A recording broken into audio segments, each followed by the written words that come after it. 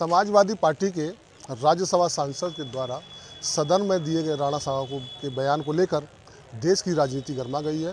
तो वहीं आगरा के न्यायालय में एक वाद भी दायर हुआ है। वाद दायर करने वाले अधिवक्ता हमारे साथ मौजूद हैं, उनसे जानेंगे कि जो सभा सांसद रामजीलाल सुमन द्वारा राणा सांगा को लेकर बयान दिया गया, उस पर किस तरह का बात दाखिल किया और मांग क्या है। सर, एक बार पूरा परिचय दे दीजिए। मेरा नाम एडवोकेट अजय प्रताप सिंह है। सर, एक बात दाखिल किया आपने, आधार क्या बनाया है और किन खिलाफ मुकदमा किया? ये एक समाचार पत्रों के माध्यम से लगातार 2-3 दिन से ये चल रहा है कि रामजीलाल सुमन द्वारा ये बयान दिया जा रहा है कि राणा सांगा गद्दार थे। उन्होंने बाबर को भारत में इनवाइट किया था और लगातार इस पर वो अपने बयान को रिपीट कर रहे हैं। तो इसको लेकर हमने एक सिविल कोर्ट आगरा में केस फाइल किया है, जिसमें हमने प्रार्थना की है कि जो सत्य ऐतिहासिक तथ्य है उसकी उद्घोषणा की जाए। न्यायालय की तरफ से क्या रुख है इसमें? इसमें आज हमने केस दायर कर दिया है। 2 बजे सुनवाई होगी। आज सुनवाई है।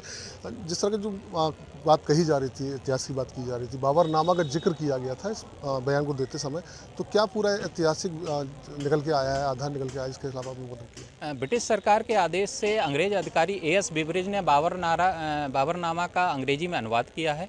उन्होंने अपने उस पर अनुवादित बुक में लिखा है कि बाबर को दौलत खान लोधी ने भारत को इब्राहिम लोधी के विरुद्ध आक्रमण करने के लिए इनवाइट किया था। ये रिकॉर्डेड एविडेंस है और ब्रिटिश गवर्नमेंट के आदेश पे ये बुक लिखी गई थी। वर्तमान में ये गवर्नमेंट ऑफ इंडिया का एक रिकॉर्ड है। ये अपने बयान देने वाले सपा सांसद रामजीलाल सुमन को प्रतिवादी बनाया है, सपा के राष्ट्रीय अध्यक्ष अखिलेश यादव को बनाया है। हाँ, क्यों?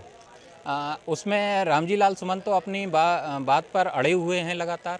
वो कल भी हमको यह जानकारी मिली, आज भी समाचार पत्रों के माध्यम से है कि वो अपने इसी बयान पर रिपीट कर रहे हैं और इसका समर्थन लगातार उनके राष्ट्रीय अध्यक्ष जी कर रहे हैं। तो यह दोनों लोग बताएं न्यायालय में आकर क्या सही फैक्ट उनके पास क्या ऐसे ऐतिहासिक दस्तावेज हैं जिनके आधार पर वो राणा सांगा को गद्दार कह रहे हैं। वो क्या है जो आपने बात दाखिल किया है, बात दायर किया है, इसमें जो मुकदमा कायम कोर्ट की तरफ से किया जा रहा है, इसमें क्या प्रावधान है? किस तरह की जिस तरह बयानबाजी की गई है, इतिहास की जो बातें निकल कर आ रही हैं, उसमें क्या प्रावधान है कानून में जो आगे निकल के आ सकता है? ये हमने एक सिविल केस डिक्लेरेशन का दायर किया है और डिक्लेरेशन में हमने ये मांग की है कि जो बाबरनामा जो भी ऐतिहासिक दस्तावेज उपलब्ध है उनके आधार पर न्यायालय तय करे कि जो बाबर को दौलत खान लोधी ने इनवाइट किया था भारत पर और ना कि राणा सांगा ने। और दूसरा हमने इसमें प्रार्थना की है न्यायालय से कि जो बाबरनामा का विश्लेषण किया जाए तो उसमें जो खानवा का युद्ध कहते हैं, अंतिम निर्णायक युद्ध कहते हैं, वो सीकरी किले पर हुआ था।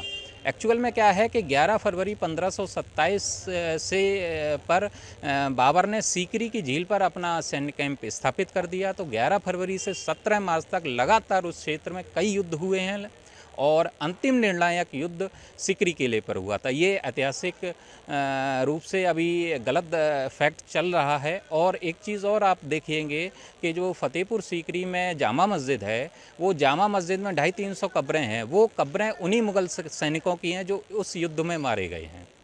आगे क्या मांग रहेगी आपकी? हमने 2 ही मांग की हैं केवल कि राणा सांगा जो बाबर को दौलत खान लोधी ने इनवाइट किया था, ये उद्घोषणा की जाए। और दूसरा खानवा युद्ध जो अंतिम निर्णायक युद्ध है 17 मार्च 1527 का, वो सीकरी का युद्ध को घोषणा की जाए कि ये सीकरी में हुआ था, खानवा में नहीं। यानी ऐतिहासिक तथ्यों की घोषणा के लिए आपने न्यायालय से मांग की है। सांसद अजय प्रताप जी थे, जिन्होंने रामजीलाल सुमन जो समाजवादी पार्टी के राष्ट्रीय सांसद हैं, जिनके द्वारा राणा सांगा को लेकर सदन में बयान दिया गया था, उसके खिलाफ एक मुकदमा दायर किया है और उसमें समाजवादी पार्टी के राष्ट्रीय अध्यक्ष अखिलेश यादव को भी प्रतिवादी बनाया गया और आगे मांग की है कि ऐतिहासिक जो तथ्य हैं, जो सही तथ्य हैं, उनको उजागर करने के लिए न्यायालय संबंधित दस्तावेजों के आधार पर अपना निर्णय ले।